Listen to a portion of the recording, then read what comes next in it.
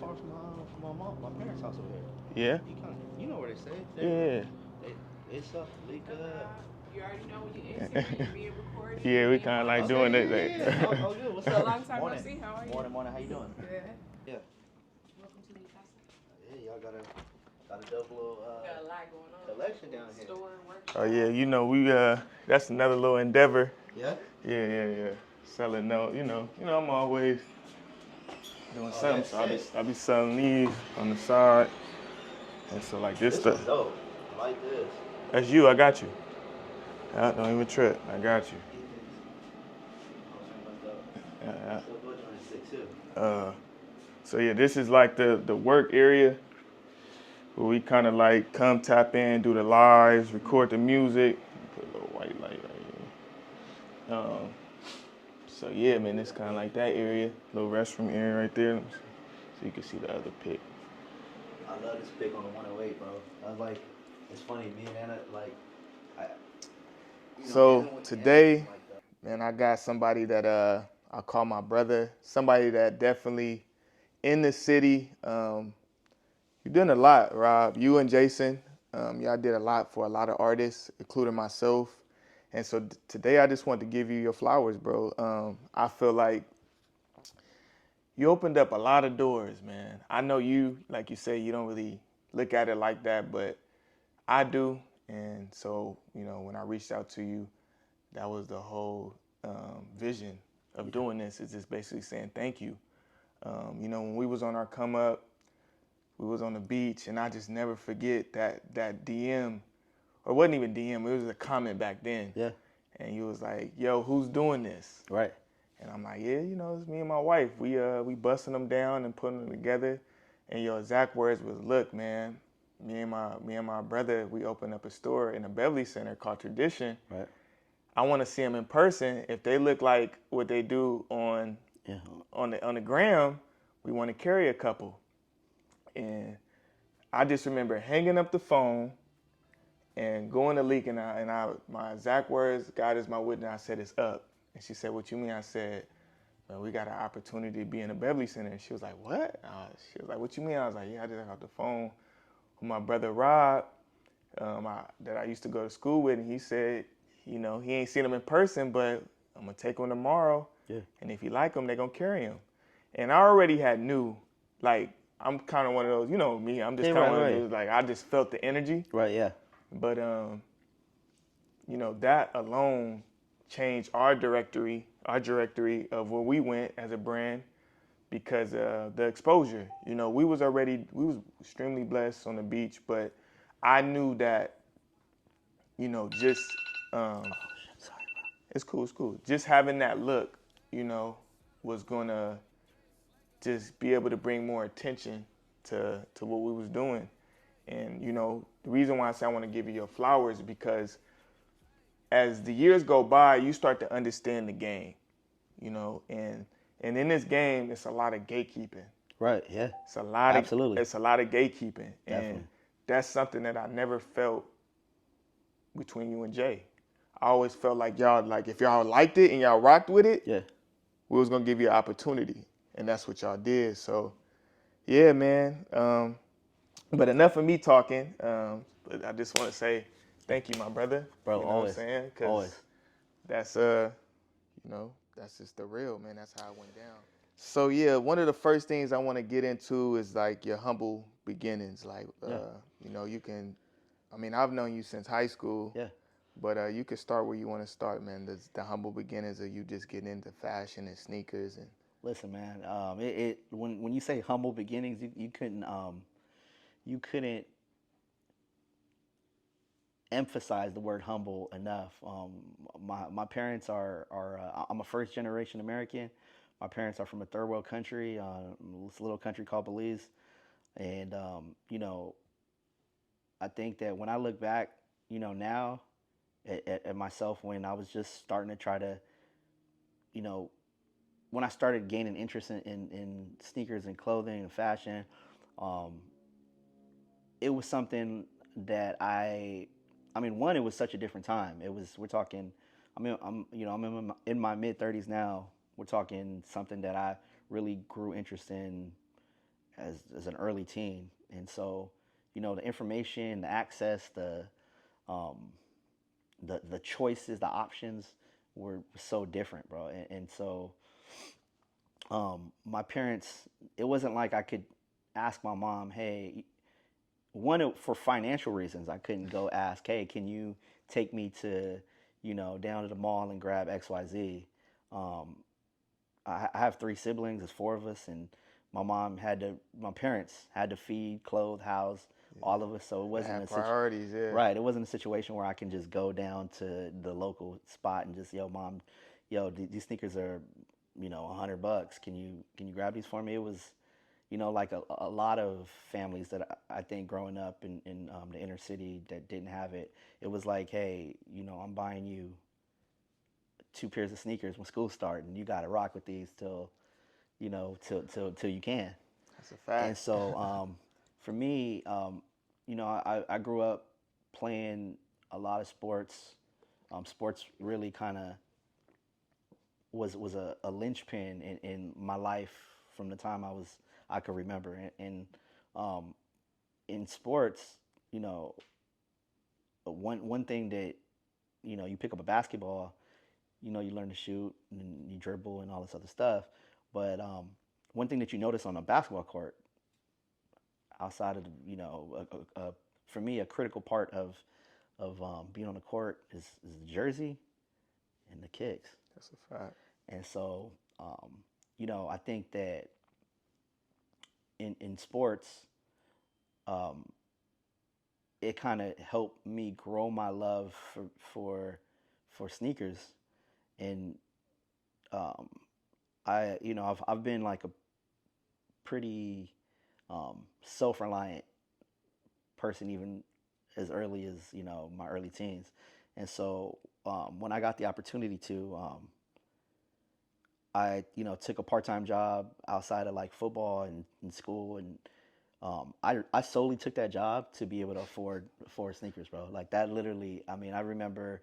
I think back, and my family and I laugh about it now to this day. But I remember certain Fridays going to the bank, cashing my check, and like, Cock some sneaks. bro, I literally I would take the bus straight to the sneaker store. Yeah. And grab anything that my money would buy, and just I was broke, had no money in my pocket, but you couldn't tell me I wasn't fresh. You know what I mean? That feeling to grab something that you weren't able to have as a kid. And I was still a kid at the time, but being able to do that for myself on my own accord, It felt grew great. into like a passion. Bro, it was a feeling that I felt. It was like a high that you wanted to continue to chase, bro. It's like, That man, part. okay, I was able to afford these. Like, if I work, X amount of hours next week, when that check come, such and such sneakers coming out, and I'm grabbing I'm those. grabbing I'm them. getting those. And so, And it wasn't like now all the politics. Like you could really go bro, and probably listen, have some action to grab them.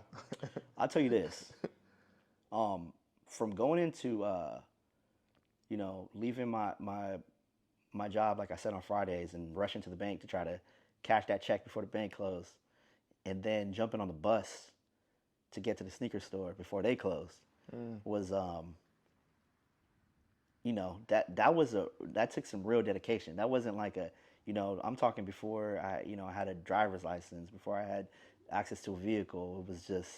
It was real dedication. You have to I really mean, put the play together. because my parents didn't, like I said, because we come from such humble beginnings, it wasn't a situation where, like, my parents didn't understand that, oh, well, these sneakers come out on this day, or, you can only buy them in select stores and whatever. Like, they were just on some like, yo, be home before the street lights come on. Yeah. That's like You really, had to figure out everything else. bro. I had to map it out. So it was like I said, it took some dedication, and so from that,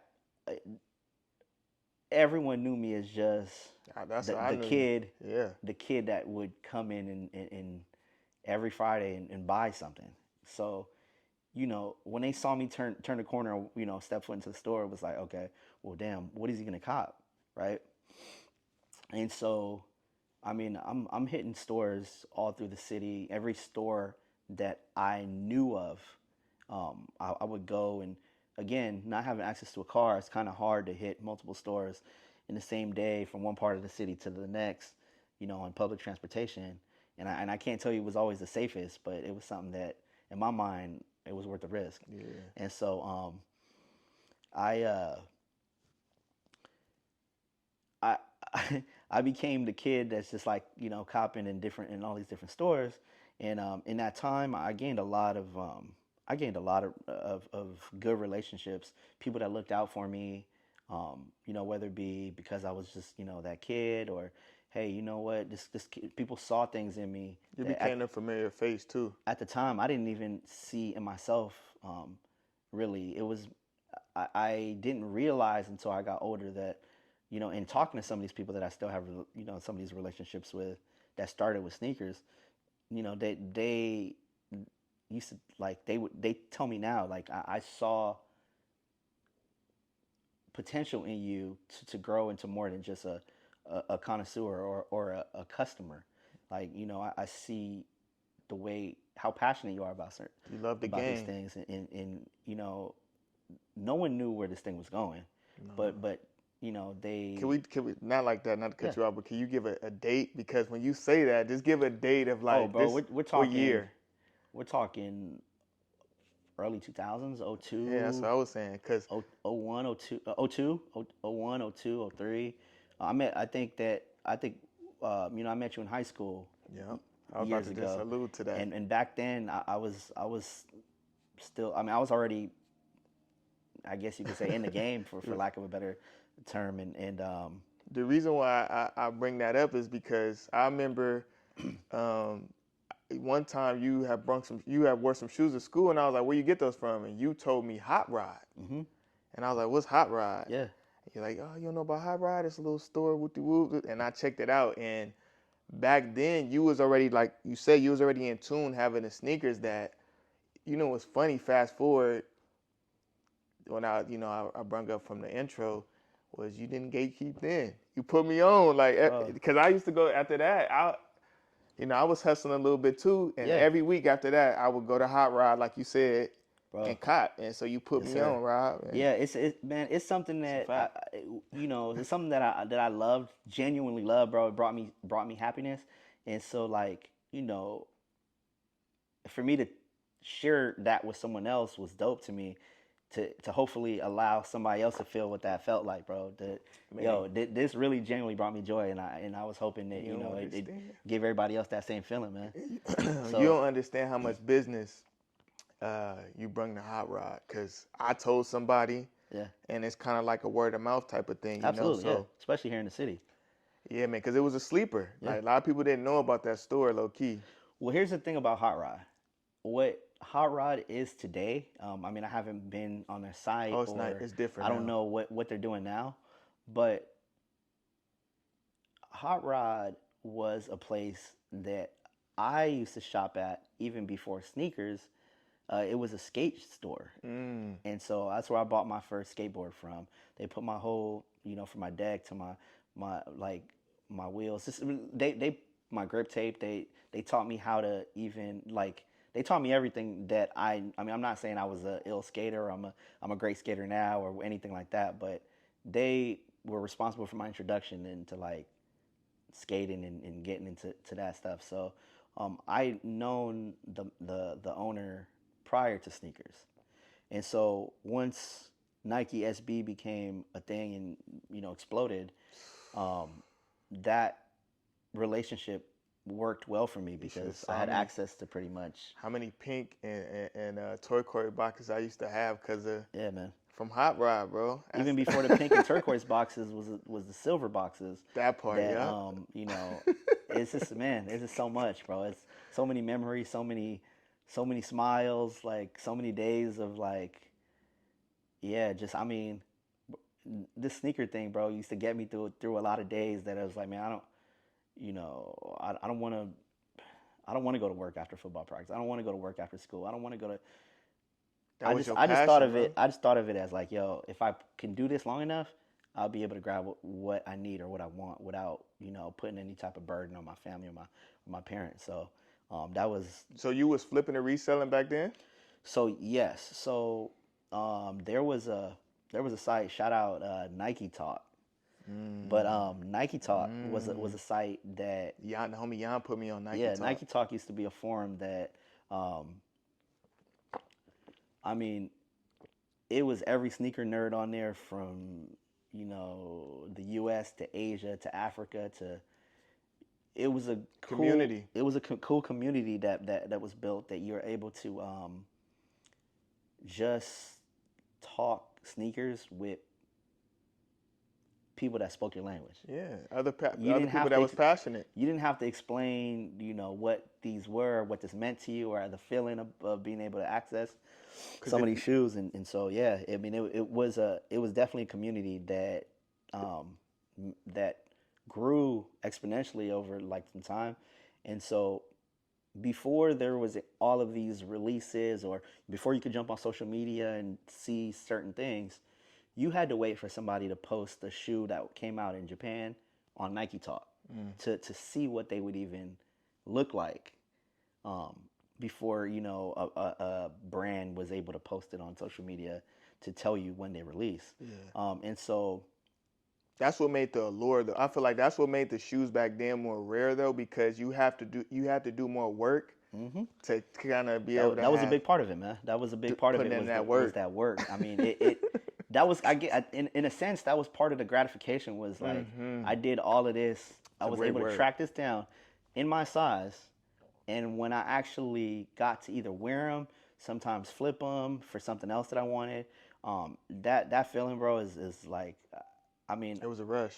it was a rush that even to this day, bro, there's not very many things that in my like mature age now that I look back, I'm like, there's not many more things in my life that made me like that made me tick like that. Like I really that was a time that was really, this is just different, bro.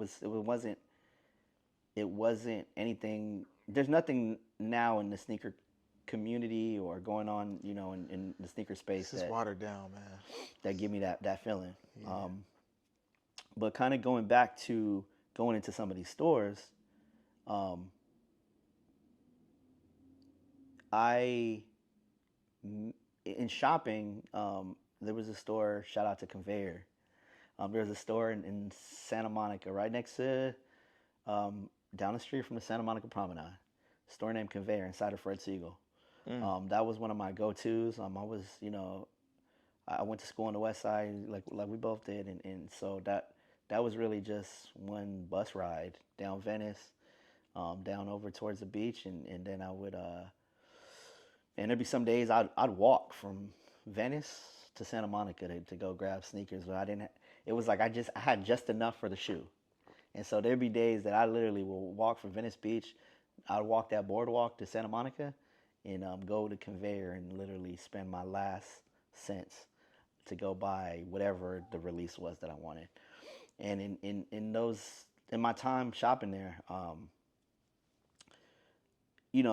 got to meet the owner, I got to meet the manager, and I got really cool with the whole team. And in meeting the manager, he turned out to be one of my lifelong friends, and my brother Jason. Big shout out to Jay, man. Yeah, shout out to JG. Big shout out to Jay. Yeah, he kind of pulled me to the side one day, and we laugh about this. And I think back to it often. My mom and I actually came home and told my mom that day. Jason pulled me aside one day and wanted to know. He wanted to ask me, how old are you? So I explained to him, man, I'm in high school.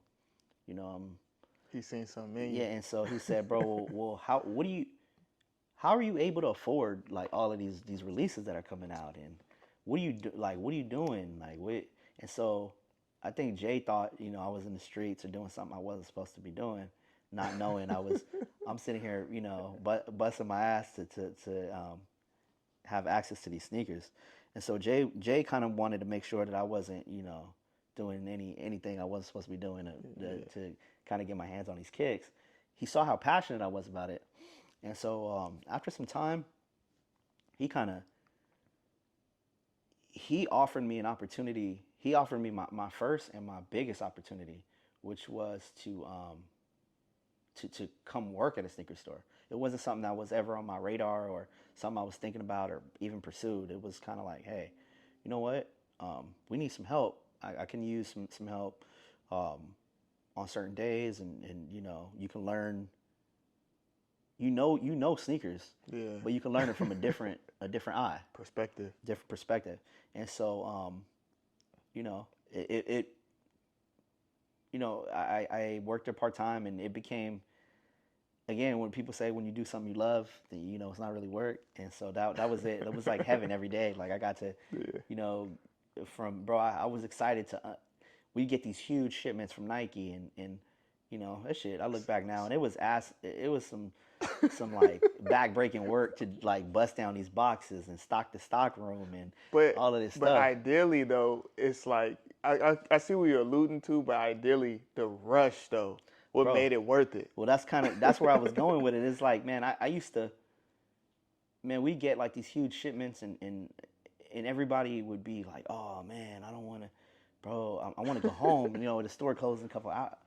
Man, that shit would be like Christmas Day every time we got a shipment, like just to see what was inside the box, and then to have to stock these sneakers, knowing that one, I was gonna get my pair, She's gonna get your early access. right, but two, you know, the to be able to see the sneaker, hold them, smell them, like early though. Like before, I didn't have to wait in line or didn't have to ask anybody for a favor or anything like that. It was like, yo, I'm able to take these straight from Nike, open the box, smell them. I could tell. I remember used to take pictures, and you know, obviously back then, you know, camera phones wasn't up to par as far as photos go. But I would try to find the right lighting to like make sure that my friends. I would send the photos to my friends, be like, bro, these about to drop. These about to drop. These are fire, bro. Do not miss these, or like whatever the case may be, right? And I had a yeah, man. I had a, like a great. That was a great introduction to a way to make money on you know sneakers at the time. The resale market wasn't. There was no StockX. There was no. It was no, you know, GOAT or There anything wasn't like as that. many plugs. Bro, it was. If you had a plug, you was really the plug. And so also, you know, the thing that was prevalent back then was eBay. Oh, And even on that eBay, was work though. oh, bro, a lot of work. I mean, we're talking work. And so, you know, the whole sneaker thing, from you know, conveyor, Jason, you know, decided that it was something that he wanted to pursue on a bigger level for himself. And so Jason decided he was going to leave the company and kind of make an exit and start his own path, which he decided to move back towards his hometown where he was raised in Westlake Village and open up his own store. And so for me, I stayed at Conveyor a little bit, you know, for a little bit after that, and it was, like I said, I'm grateful for that introduction to the sneaker business. But I was able to parlay that into an opportunity to manage Hot Rod. Yeah. Okay, that makes sense. That makes a lot of sense. And, Yeah. and so Okay, I never knew that. a lot of the customer base from Conveyor, as SB started to become more popular and like the explosion happened, a lot of the customer bases were overlaps. Like it was most people that shopped at Conveyor shopped at Hot Rod, and so when people found out that I was the man over at Hot Rod, I mean, it was like, yo, let's go talk to Rob. Yeah. So a lot of people kind of followed me over. And what was cool about that, it wasn't like a competition or anything. You know, Hot Rod sold SBs, Conveyor sold everything else. So it was like but I mean, again, it's the same game, right? So it's like if you wanted, SBs at the time were wildly popular, and it was the gears started to things started to shift from, you know, Air Maxes and Air Forces and, you know, J's were always kind of a thing, but like SBs started to just Pop. boom. Yeah. And so I mean, we took that customer base from Hot Rod and started to build up the store to become a streetwear destination. And so with that, I was dealing with a lot of brands and having to find just what was next. That makes sense now. I didn't know that part of the story, Yeah, but that made a lot of sense because I was like, not to not cut you off, but I was always thinking like when you went to tradition, you had an eye, like you kind of knew.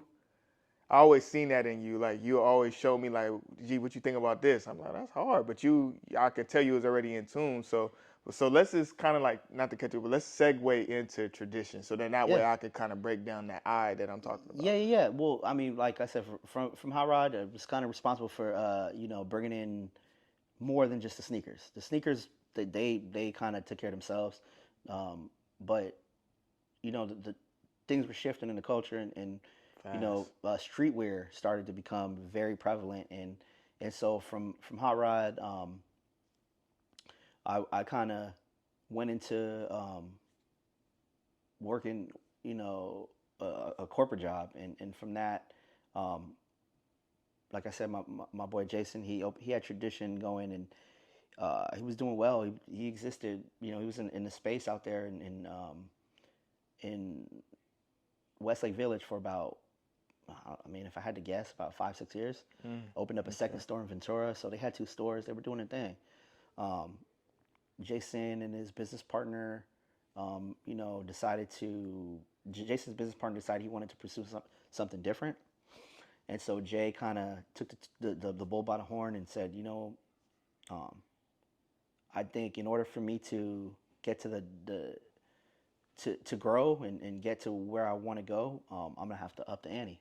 Yeah, man. I think And yeah. so from there, again, my friendship with Jason over the years had been A1. He grew to become part of my family, and in a big. Um, I looked at Jason. I'm an only boy. I have three little sisters, so Jason was always a big brother to me, and somebody that um, not only that I looked up to, but like I mean, I drew a lot of inspiration from a lot of um, knowledge and a lot of like moves Jason was making at the time. He kind of he not kind of he inspired me in a lot of different ways, and so um, he decided. I remember when we sat down and he shared with me his idea about a potential storefront somewhere here in LA. And at the time, in that current climate, there was a lot of stores, boutiques. There was a lot of boutiques all over the city. Doing sneakers, doing clothing. There was, we had the staples, the undefeateds, that whole La Brea Holy. strip was just kind of already booming. And so it wasn't somewhere that Jason felt like he was. I mean, I can't really speak for him, but I would imagine he would think that that wasn't an area that he would boom in, or thrive in. And so I remember us sitting down, and he was throwing out the idea of being in a mall. Mm. And so at that time, streetwear in a mall was like It that was. wasn't. It wasn't Prevy. I It wasn't mean, doing that. that wasn't something that. I mean, At least I out can't here. I can't tell you it hadn't been done in the city. I can't really say for Now sure. I'm gonna tell you, it But hadn't been. if it was, it wasn't done the way we did it. Yeah, it was the way y'all did it was definitely night and day from what was out. And so Jason introduced that idea, and the minute he said that, my mind went to the Beverly Center. Mm, I okay. thought that, I mean, Jason was exploring different malls. He was kind of, I mean, he's older than you and I are, so he's familiar with the like kind of the layout of the city, and so but there's some malls that I frequent more than he did, and so um, I was kind of we're throwing out the ideas of all these different malls and concepts, and what it could look like, and what the customer base or clientele base would look like. And for me, um, I didn't I thought up the Beverly Center. I didn't even tell Jason. I was like, yo, again, we're bouncing all these ideas off of each other, and he's like, hey, think, some time had passed, and he finally said, "Yo, I'm thinking about, I'm considering a beverage center." So I said, "Jay, what we talked about in the past, where you share with me that you want to go, the beverage center will be the vehicle to drive us there." Yeah. And so there, we went to the beverage center and kind of looked around and just again noticed that there were stores that people were shopping at the beverage center. Nothing on the level that we had a vision for. Yeah. And so Jason did what he had to do, did the work to get in contact with leasing and hash all that out. And so at the time, at that point, I wasn't even in the equation yet. It was just I'm gonna open up a store in a beverage center. So I said, all right. So shortly after him telling me he's opening up a store, Jay and I, he invited me out to dinner one night and was like, "Hey man, not only are you my brother, but you're somebody that I trust over anything, but more and on top of trust, it's like I saw your potential back in he already had seen it in the you. conveyor days. Yeah, so he's seen it in this you. is something that I don't I don't feel like I want to do without you. It's like it's one of those situations where it's like it's not too many people that I have in my circle that I could put in this position and see thrive instantly. Yeah. Because I know you got the experience. Right. Yeah. So bro, before he could even finish asking me, in my mind, it was like "Lo, let's run this play." It's green. Yeah. Let's do it. And so I remember coming home and just kind of really putting some, like, at the time it was just like I said, it was an immediate go. But as I start to think about it a little bit more and put more thought into it, I'm like, hey, I'm working in corporate American. I'm not really, it's not something that I feel passionate about. You can get back to that love again, that Right. rush. Right. You really was chasing that rush. Yeah, well, in hindsight, yeah, that's exactly what I was chasing. And so from that, the build out of the store happened, and this, that, we did all the prep work, everything we needed to do. And so Jay said he picked a date that he wanted to open the mall at the time. I rock with Jay a lot, because we big around here, at least with me. I'm trying to get my wife and 7 in tune. Is what I always admired about Jay is I'm big on just get it done. Yeah. Jay has that. Oh, yeah. Some people just have that, Yeah. like whatever it takes. Yep. We about to get it done. Absolutely. Yeah. And He definitely that dude definitely finds a way every time. Like, it's not. I don't know. Like you said, there's some people that have it, and he's got it. We're gonna get it done. And so when it came to him selecting a date to open, I didn't really, I used to be a customer at a lot of stores in the Beverly Center Mall. And so I didn't, honestly, outside of going into the select stores that I shopped at, I didn't really pay much attention to the surrounding stores or anything of that nature. They had this thing called, like, if I could be wrong, but it was a thing called Fashion's Night Out, something like that. And what they would do is they built a runway in the middle of the mall. Okay. And they made a big event. It was an invite only. It was after the mall had closed. And they would have all the stores, or not all the stores, but select stores, kind of have models, select clothing in some of these stores. And the host that night, to kind of go back in the story, Jason selected that night to open the store. Oh, okay. So that was the opening of the store, yeah. but it was also Fashion's Night Out at the Beverly Center Mall. And so it was where like we a meet and greet too. Yeah, well, it turned out to that, and it was dope because where we were in the mall, the runway was right in front of the store, so you couldn't attend the event and not see our store. Yeah. And so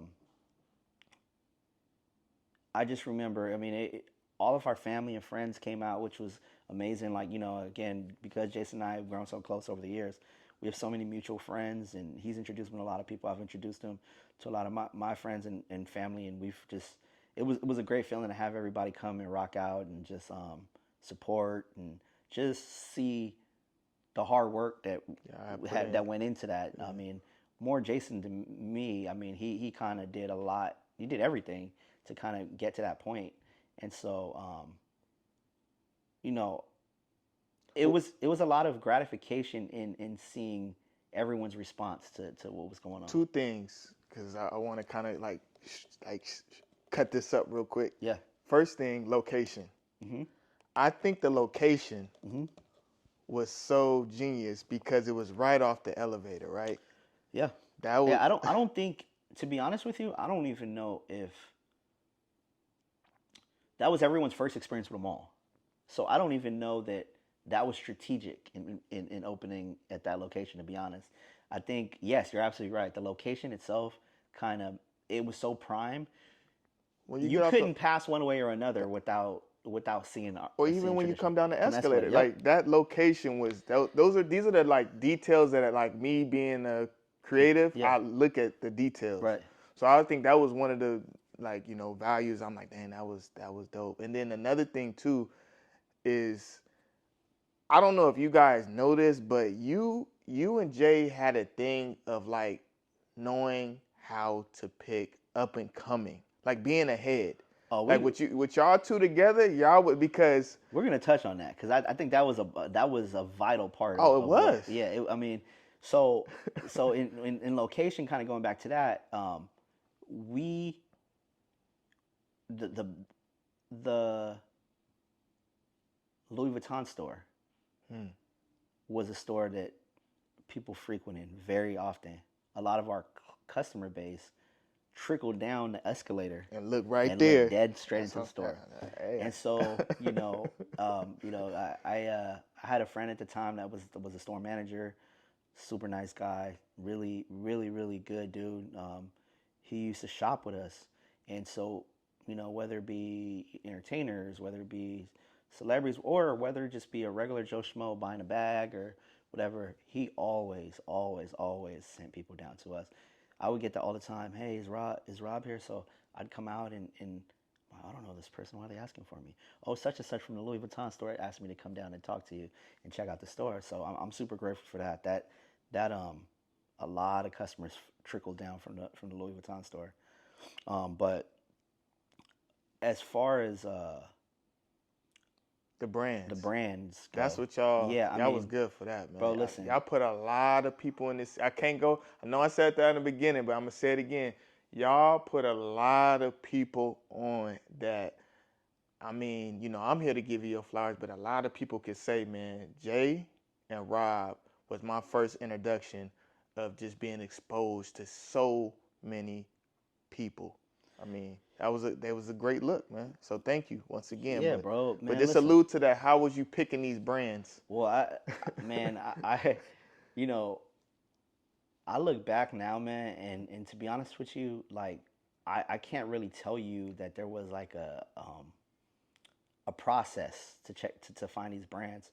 A lot of it was kind of I guess you could say it was like my eye, or I think it was whatever caught my eye. Bro, it wasn't like I don't have there was no formula or damn, well, it was, hey, I saw this out and I made it a mission to find out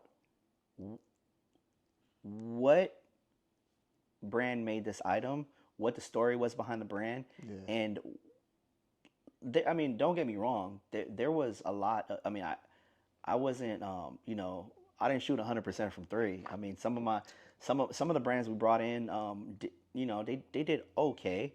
I wouldn't say like there was no. I think because of the location of the store, because of the client base and the foot traffic, I don't think any brands bombed. I'll say that. Nah, I mean, but it's like some did better than others, for sure. 100%. One being your brand specifically.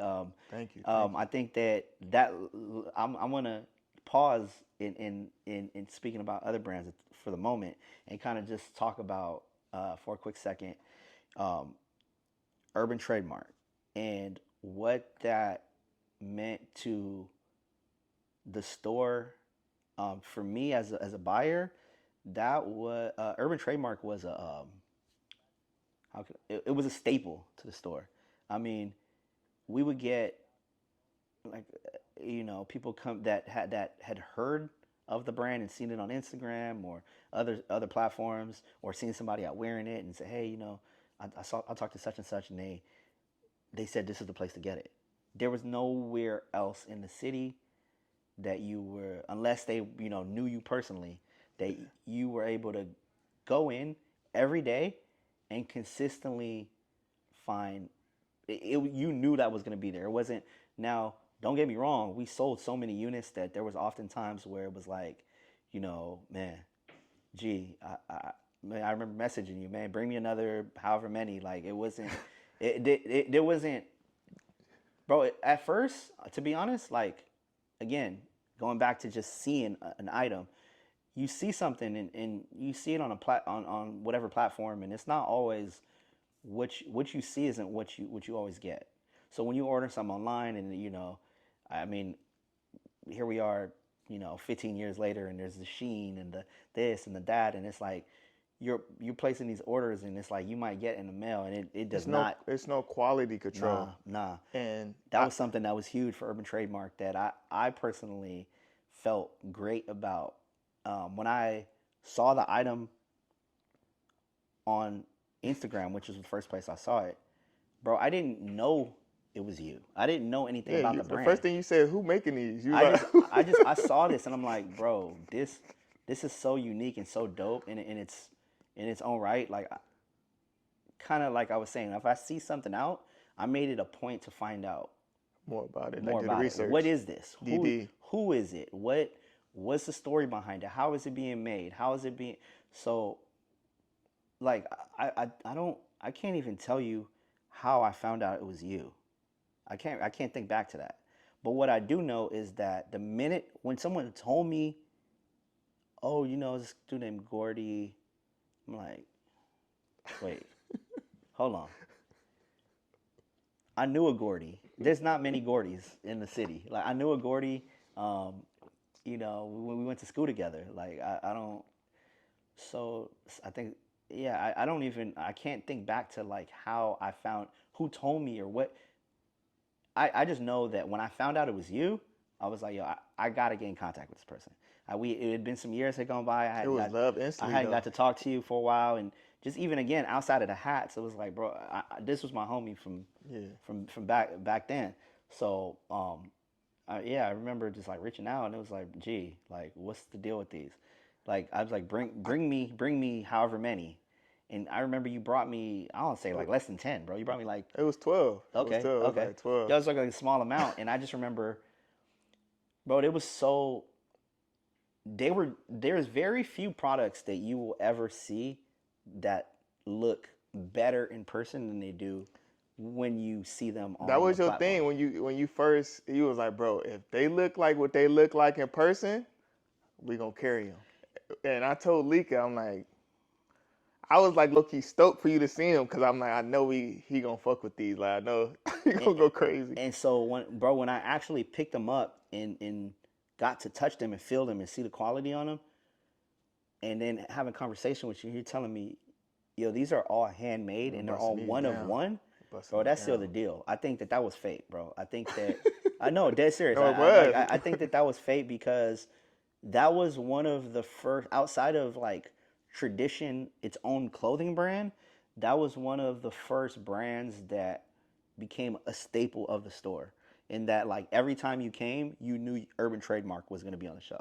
That's love. And so, and it was something that, like, I mean, outside of like, it being a brand owned by a friend of mine, it felt great to give somebody that I rocked with an opportunity to thrive and to see, bro. I mean, I personally felt proud, bro. I felt proud of you, but I also felt proud to what I remember one of the first big, I guess, notable person that came into the store that gravitated towards the hats immediately was Kevin Durant. Yeah, He I was one of remember. the early. And so, like, again, Shout out to KD. and he's shopping around and went straight to the hats. And like I said, it was a proud moment for me to be like, bro, that's my homie. He Yeah. made like he handmade these. Like this dude, you know, he's obviously a talented dude. But I mean, look what he's putting out, and there's more where that came from. He can do any team, any, you know, whatever. He can do something specifically for you, but you know he's designing these just off of his eye, off his talent, and so you know that was dope to be able to, you know, man, I know this dude really well. This is it's one thing to make money off of it's one thing to make money off of a product, but it's dope to make money off of a product with somebody that you know is solid, bro. You know, somebody that is talented, somebody that deserves that look. So that was a good thing for the store. Yeah. A good thing for me. It was a dope situation. I'm grateful that things worked out in the way that they did. It wasn't something that you didn't come to me like a lot of brands and say, "Hey, bro." You said it was faith. I'm thinking back. You may be the only like brand that we carry consistently that I approach that person. Like off it you know, I'm grateful. Tradition grew to a point where they where a lot of brands start to find out about tradition and the opportunity we were given, you know, a lot of different brands. And, Yeah, niggas hitting me like, bro, how you getting there? I'm Nah. like, bro, bro, my phone, I mean, between phone, God, bro. email, text, DM, bro, I mean, flooded to the point where it's like, bro, I couldn't open all these messages if I had like the 2 weeks straight. I could not That's me respond for the fast blueprint. enough. I'm like, bro, it's God, bro. Yeah, Talk to that's what God, it then was. Rob gonna hit you, bro. That's what that's what it was, bro. I really think it was fate, man. And so, you know, when it comes to a lot of the brands though that were in the store, man, we took a lot of chances on a lot of people. We took a lot of chances on a lot of brands, and I think that, you know, more than anything, you know, I'm a little bit in a different space than Jay is. Jason's you know, a family man, and that's like spends a lot of time moving around with his family and his kids, and you know, sports, and hoop is kind of taking a big chunk of his time up these days, but I'm still outside a little bit, and Still in tune. right. And so when I'm outside, bro, I get, man, I'm telling you, Tradition closed. I think 20. I can't even tell you. Maybe like 2017, 18, maybe 2018. And bro, to this day, there's people that I hadn't seen in years. That, man, thank you, bro. I'm grateful, man. You changed my life, or bro, you gave me an opportunity. I'm doing XYZ now, but if I didn't get that look, I could have never. It's a door. Look, this how this game go. Me being in it so long. Yeah. It's doors, right? Yeah. And you have people like you that's either gonna open the door or close the door. Yeah. You know what I'm saying? You and Jay, y'all opened a lot of doors. Opening doors for people creates momentum, exposure, and value. Those three things. So that's the sum of like what was cool about both what y'all was doing was, in hindsight back then, y'all was just going off sheer, I like this. Right. You know what I'm saying? Yeah. I think one thing I want to get to you is, I think what made your eyes, a lot of people don't understand this game, but me studying the game and understanding that you was seasoned to be able to do what you was doing, because it first started with the sneakers. Right. See, you was looking for things that was like innovative, new, things that wasn't, and that started with your love with the shoes. Yeah, with 100%. Nike Talk. Yep. When you was on Nike Talk, what wowed you was that sneaker that you ain't never seen before. Absolutely. And so you was doing the same thing with the clothing and the brands, I felt like, because that was your, like I feel like you reached out to us because you was like, damn, what's this? I ain't really seen too much like this. And so that shit blew my mind. I was like, yo, I got to find out what I got to find more about this. Like, you're right. It's just another kind of going back to it. It's another high. Like, you like, okay, I found another way to feed this feeling. And so I took a lot of pride in finding what was next. It was like, yo, we killed it with XYZ. Like, what else? And I felt like I felt like it was a challenge. That Like part. it was like I was challenging myself to up the ante each time. And it was like, okay, well, damn, this instead of chasing like a trend, man, I look What's back and next? we were setting the table for what was next every time. And so like when we would go to these trade shows and these, all of these events, and I mean, bro, I can't tell you. I felt like I felt like I was a politician in a sense. Like everyone wanted to like shake my hand or talk to me about. They wanted a couple minutes to be able to pitch me on a brand, right? And it was like again, I didn't think I was. I'm not. I still to this day I look back. I'm not. I'm still the same person. I'll talk to whoever I try to be like I like to think of myself as just a good dude, right? I A talk humble to soul, whoever, man. and Yeah. so I would sit there and listen to certain people's like pitch or their vision for the brand, or people would ask for recommendations or suggestions on what they should do and all of these things, and I'm like, bro, I would give pointers or what I could, and hopefully a lot, some people took from what it is from our encounter and used it to better their brand. But more often than not, bro, I think a lot of people used our conversation as just even validation. Like it was like, yo, Oh yeah, yeah. We someone got else something. someone else see yeah, like someone Yeah. else saw something in my brand or what It I'm was a doing or what stamp I'm for building. them.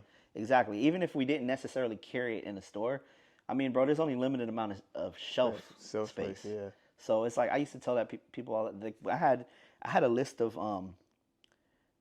brands that I would even have on hold, bro. Like, yo, I can't. I'm not gonna be able to carry any of your products for the next couple months. Like, or what I would. There was a lot of brands that I was like, I see the vision. Maybe tweak this a little bit, or try this, or would you guys consider this? And then later on, they kind of up the quality or the changed up a little tweak something here and there, and was like, okay, let's give it a. I'm willing to give it a go. Now that right there is big too, because the fact that you was in the realm of the landscape and seeing all these things, those little nuances of you just sharing that knowledge, Yeah. really should, a lot of people should have saw value, and I hope they did, because another thing about the game is the more you see, the more exposure, the more you can see what's the void. Yeah. Because this game is all about filling voids. Absolutely. Even with the go bands, like I used to come with tradition, and like you said, up to Annie, I would see what y'all was bringing in. I'm like, damn, what they ain't got. Like, because I knew the hats eventually had to be something different. Right. Yeah. And so the void though is like you being able to fill the void and tell somebody like, look, bro, everybody already doing this. So if you tweak this, you got something. But Yeah. if you tweak this, it could probably go here. Right. I think that's really big, that a lot of brands should take value into that. Because basically what you're saying is listen to somebody that's kind of in tune. Yeah. He was in tune. Yeah. I mean, I'm not gonna lie to you, man. There's for every dope brand that I encountered, there was about 100 that was I would never, they had no hope, right? I mean, obviously, again, as a person that like I would never crush. I think every creator has a starting point, right? Like we all have to start somewhere, and so I would never crush. Just like I wouldn't want anybody to do that to me or something that I wanted to build or was trying to build. I don't call it crush, would- man. I call it the school of tuition. It's 10,000 hours. Yeah, Some people ain't putting that work in where they want. You gotta think about it like this, and this is just being blatantly honest. Being in the Beverly Center and tradition, you guys have to pay the bills. Let's just get straight to the facts, man. And I know you're trying to make it cool, but look, I'm gonna say this. Yeah. You guys have to pay the bills. Therefore, you had to bring in product that was gonna move. Because if you don't bring in a product that's gonna move, It's taking up shelf space. it's taking up shelf space. Therefore, of money. now all the brands that's in there, in a minute, we won't be in here at all because the bill's not being paid. So it's not necessarily crushing people's dreams. It's more so saying, look, you got something, but you got to put in more hours to get to a point where now That's a good way to explain it. it's Yeah. turning into revenue. I would try to. I oftentimes just try to give constructive criticism, bro. Like even if it was something that I felt that wouldn't be a good fit for our store, the constructive criticism that I would try to give would be, it's not a fit for us, right? But if it was my brand, these X, are the Y, and items Z. that this is the steps I would take to improve the brand. So you may be a fit for someone else or for another, or, I don't know. Everybody has their own vision. Yeah, but this is the gym I try to incorporate with just, even when we do music now. Yeah. Because everybody say I'm hard. I'm like the harsh one. This is my thing. I'm at the point now, I just told my mom this. What was so dope about my pops, my dad, was he used to always tell me stuff that I didn't want to hear, but I needed But to you hear. had to hear, yeah. And the best artist understands that, because if you have experience, Rob, every time you would speak, I would listen because I knew you was in this world. I knew you seeing way more than me. I'm like, we doing what we doing, but you see what's going on a different level. Right. So the gem that I want to give to the artists that watch this is that the value is when you can have an open mind and listen to, like, okay, well, maybe he's right. Maybe I'm not ready yet, but what can he tell me to get me to the point where I am ready?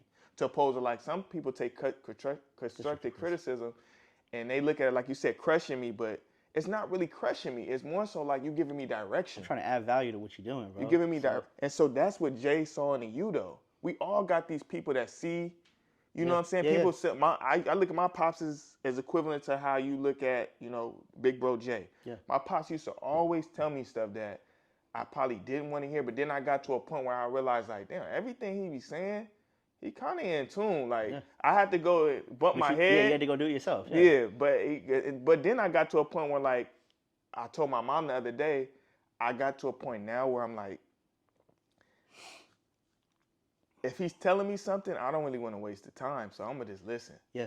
I mean, that's the part of the maturation process, man. It's the wisdom, right? Yeah, right. Yeah, because now it's like, not long story short, I don't want to go in depth in that, but he just always gave me the ism, and then when you young, you just kind of like want to do it your way. Right. You want to go bump your head a couple times. You want to bump your head, that's cool, but then when you get older, you realize it takes a lot longer to heal.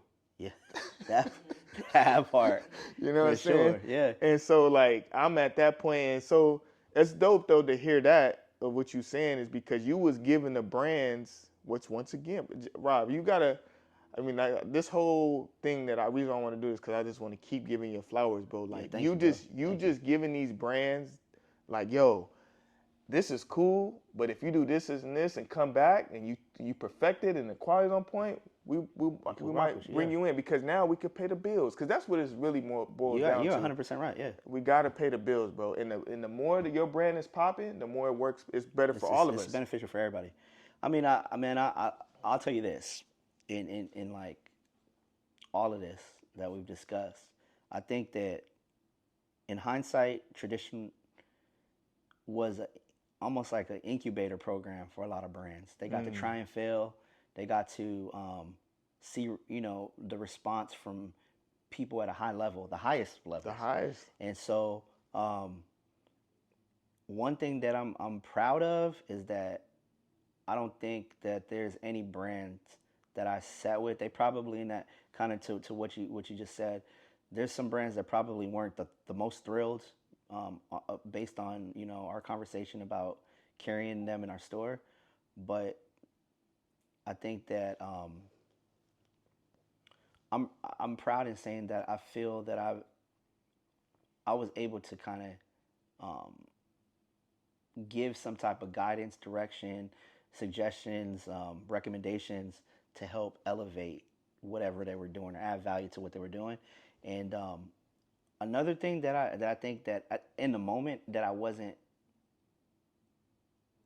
aware, I guess, or cognizant of what was happening is, bro, I look back and I'm proud of all of like the young Black creators that, we were given platforms to. I mean, from all over the world, but specifically from here in LA, and from brands that were, getting it out of the garages to, the trunk Man, to, I mean, I can't, it's a fact. I don't know of another store, and I say this proudly, and not like in a in any specific light or way, but I can't think of a store in the history of the city that gave more black um, creators an opportunity to be in front of not just as many eyes as would walk or people that walk through the store, but the who's who of the world, really. I mean, from all walks of life, all aspects, all genres,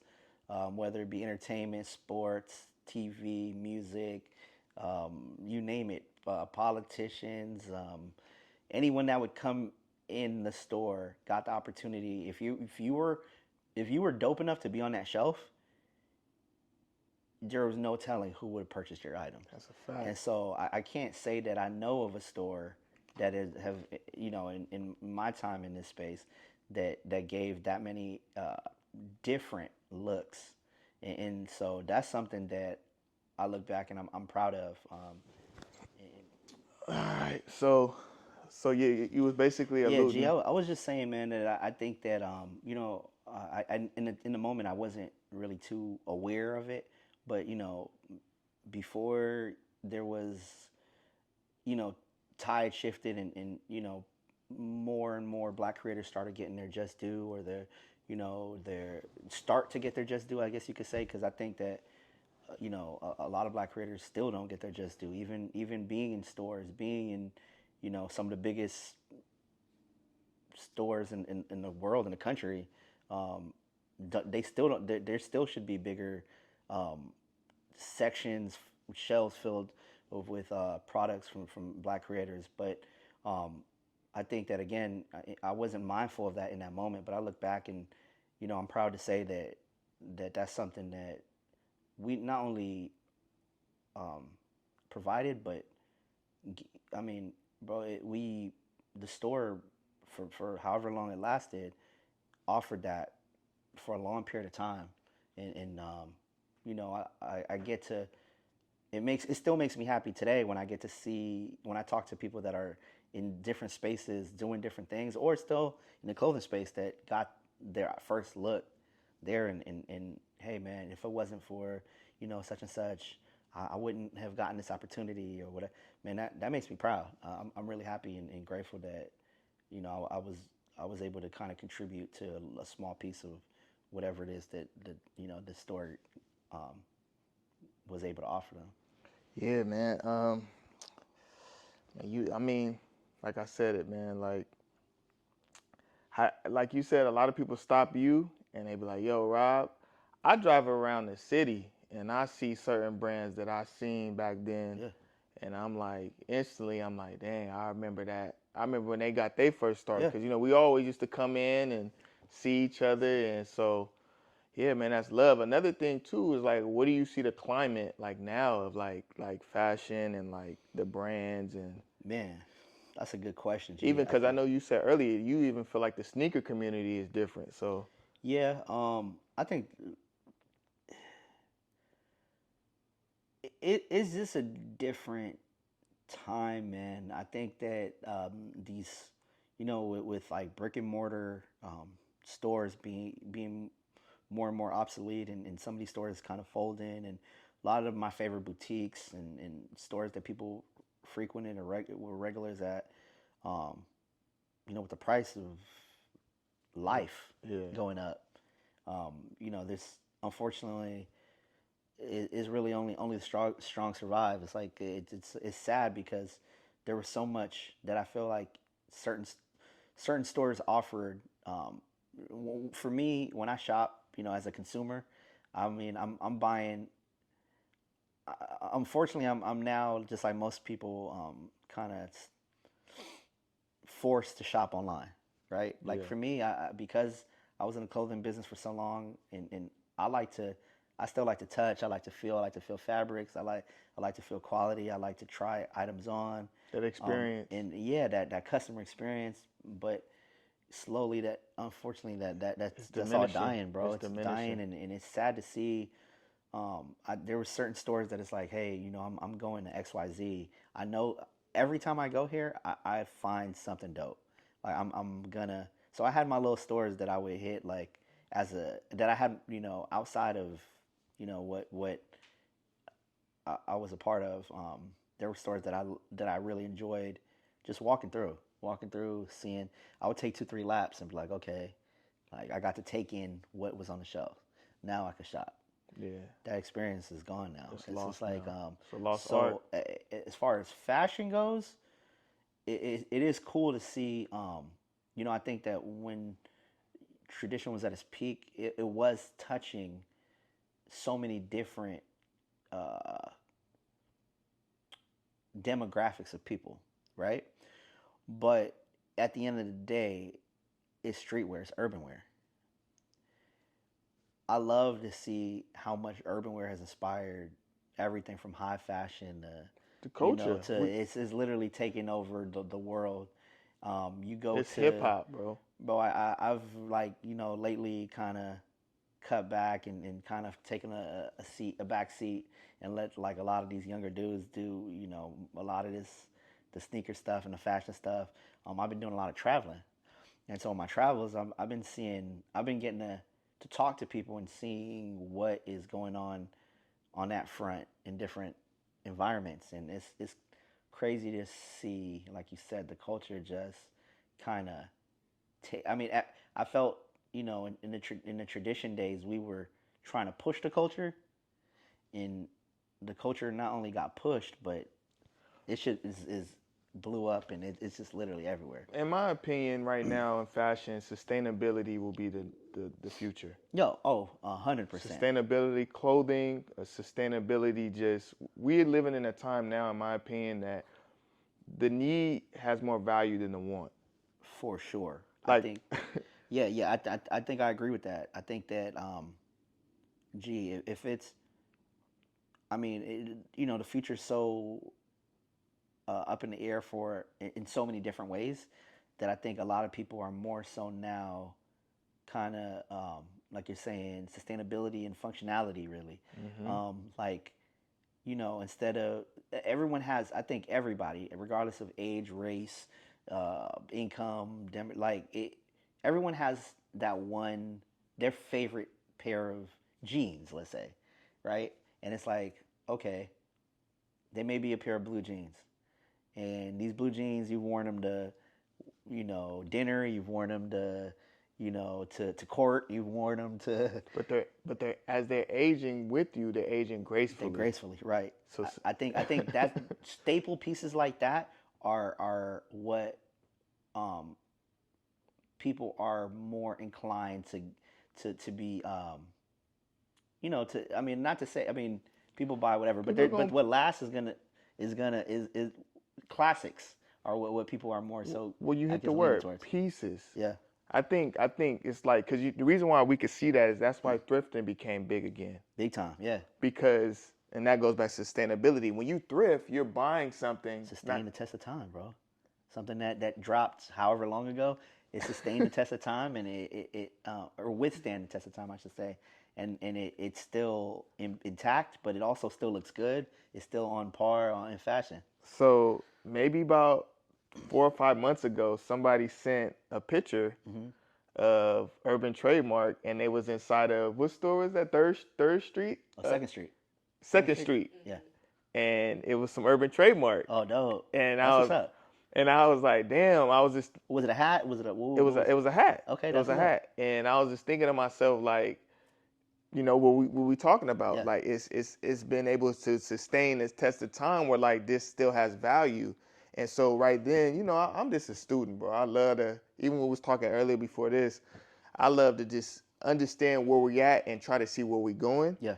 And I'm big right now and I see the world's going to sustainability. I think right now people are buying pieces. Yeah. Like if it's something that, like you said, that you could feel value in your heart, like, damn, I could really have this for X amount of time, you're going to spend the money. Yep. But if it's something that's like, oh, this is cool, this is cool's no more, it's not really. That's not a go. Even no more, even this now when you was like, bro, hold on, I gotta do a raffle. Hold on, I want this sneaker. Yeah. you see value in that sneaker long term. That's why you're willing to go the bells and whistles to get it. Right. And I think that's like where we're headed in general as like a culture, is just buying pieces that's like, this is gonna be with us and stay in a X amount of time. It's still going to be intact. It's still going to be wearable. It's still going Quality. to be quality. It's still going to be relevant. That part. Yeah. So yeah, that's kind of like where I see fashion. We kind of on the same boat. It's like, yeah, those type of things. And it's crazy because when you look back and understand like tradition then and like where we at now, the biggest change is like, I would say as a brand, because the reason why I want to do this too, because I feel like a lot of brands could take jewels from this. Yeah. I would say if you as a brand focus more on the design and the quality more so than the quantity. Because I feel like back then a lot of brands, kind of goes back to like, we used to have these conversations back then, but everybody used to want us to kind of start making them faster. Yeah, right. Like, a lot of people like, hey, we got X amount of bread, you can make them faster.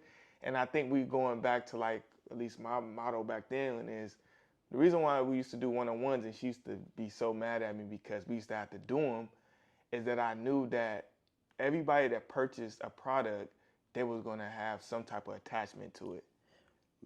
That attachment is what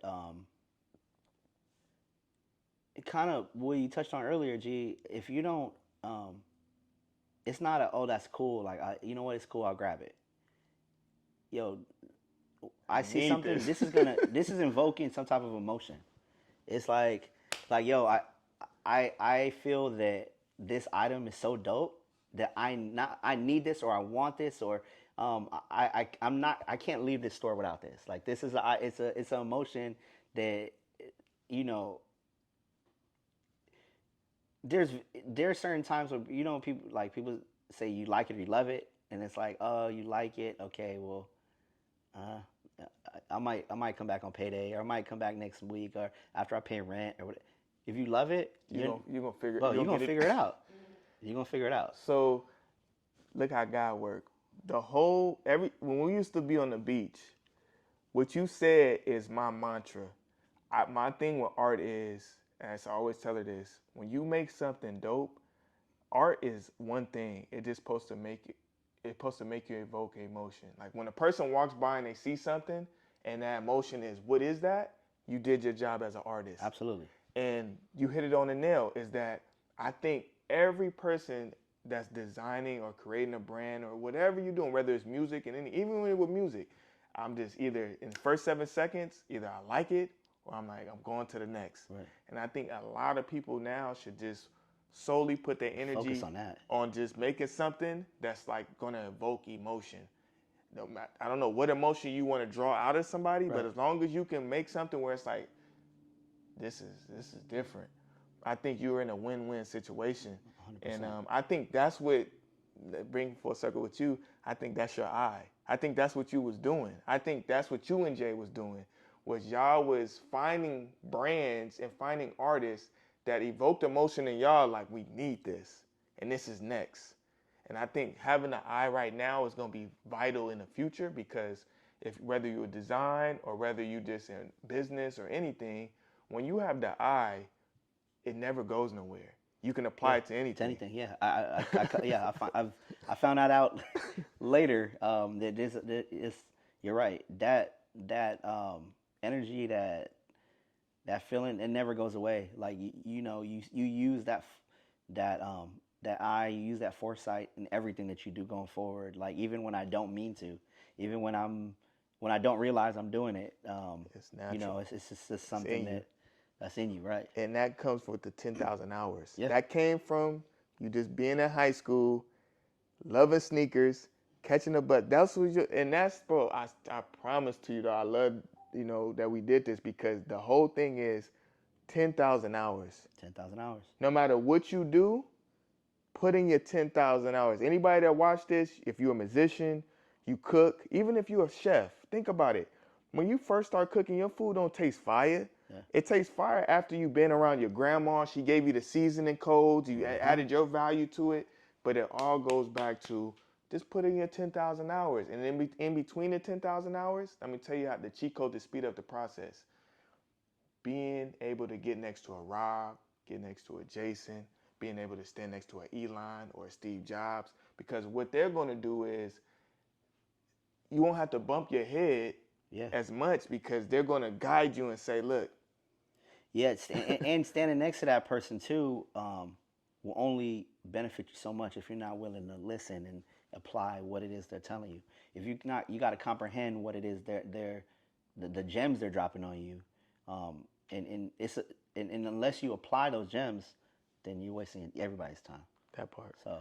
So yeah, man, I just, we're going to kind of like sum it up to, man, thank you once again. My brother. Tradition. Man. Tradition, wherever it is ever going to be a staple in so many people because of the doors y'all open. Shout out to you, Jason. At the end of the day, Jay, when I first met you, it's funny, is because what I said earlier, I looked at you as like the closer. Like, you know what I'm saying? Like not too many people have that mantra, like, whatever it takes, I'm going to get it done. And I got the energy and vibe from you when I first came in the store. Yeah. Because first I brought this hats to you. You was looking at these hard. And then he was like, hold on. Jay wasn't there at the time. He walked in. Called him. I remember. Yeah, he called him. He's like, yeah. When he walked in, he looked at him. He was like, yeah, bet. Bring him in, yeah. And it was a certain energy that I kind of felt with Jay instantly that it was just like, yeah, he got it. He got that. Yeah, we on the same frequency, bro. Absolutely, for sure. And so salute to both of you guys. Appreciate you. And thank you for having me. Yeah, bro. I just feel like the future is gonna be. I think we talked a little bit before this, but you in tune, Rob, and I think and Jay's in tune, and I think the future is just some things is just gonna align even more, man. I hope so, bro. I'm hoping bigger. That there's besides, like I told you earlier, man, you're my brother outside of any of this, and so I'm hoping that whether it's this down the line or something else or whatever the case may be, I mean, one, we're gonna continue to be brothers, but I would want an opportunity to do something creative again with you, man.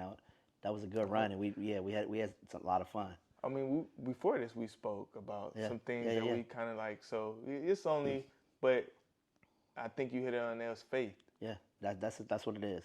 That's what it started with, and I think that's kind of like where we even in tune with. So thank you, and until next time, man. Everybody, thank you for tapping into this.